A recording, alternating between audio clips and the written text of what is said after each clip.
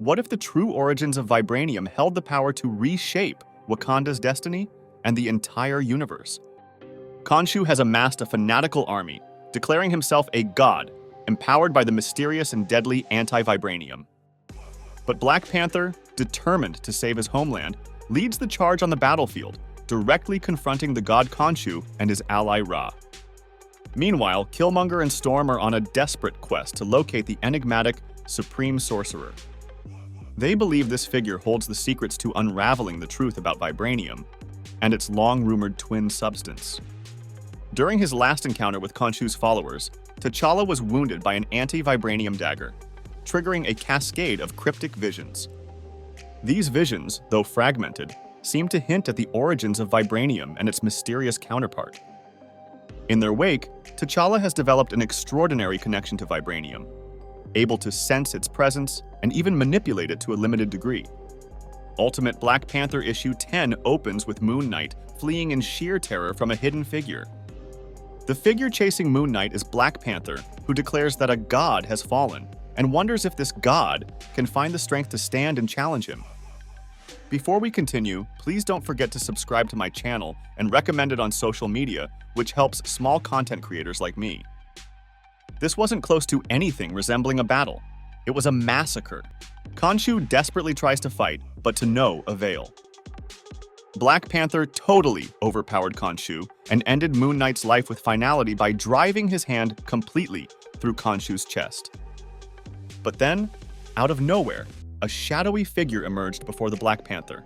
This mysterious presence ridiculed T'Challa's claim to the throne and questioned his worthiness as king. The figure went on to challenge T'Challa's understanding and mastery of vibranium itself. In response, T'Challa defiantly declared that he had no need for vibranium. Yet when he attempted to remove his mask, he found himself unable to. His vibranium suit began to sear into his flesh, consuming him. Suddenly, T'Challa awoke, realizing it was yet another tormenting nightmare. According to Okoye, ever since being wounded by the anti-vibranium, T'Challa's behavior has shifted dramatically. He's grown distant, not only from her and Wakanda, but even from his war against Khonshu and Ra. She suspects T'Challa's troubling behavior is tied to the nightmares he refuses to share. The very same nightmares he won't discuss, not even with her. Despite her growing worries, T'Challa dismisses her concerns, cryptically claiming that the king of Wakanda may have found the answers he seeks within those haunting dreams. Meanwhile, the story shifts to Storm, Killmonger, and Inan, the Sorceress Supreme, as they sail toward Wakanda.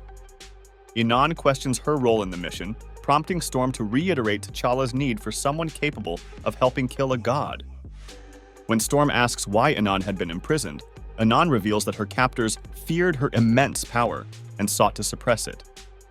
We see a striking display of her abilities when she summons a massive shark that rises menacingly from the ocean alongside their boat. But the moment is short-lived, as an unexpected attack from an enemy's helicopter strikes the vessel without warning. Both Killmonger and Storm are caught in the chaos, with Killmonger taking a direct hit and being wounded.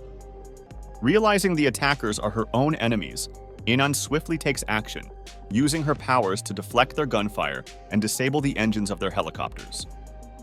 Without hesitation, she unleashes her summoned shark, which devours the attackers whole. Killmonger, however, is gravely injured during the assault. Determined to save him, Inan tears open a small rift in space and time, using it to accelerate Killmonger's natural healing. Overcome with guilt for the harm her adversaries caused him, she resolves to make amends. As calm returns to the waters, Inan pledges her allegiance to Wakanda's fight for survival. After all, it was T'Challa, the king of Wakanda, who freed her from captivity.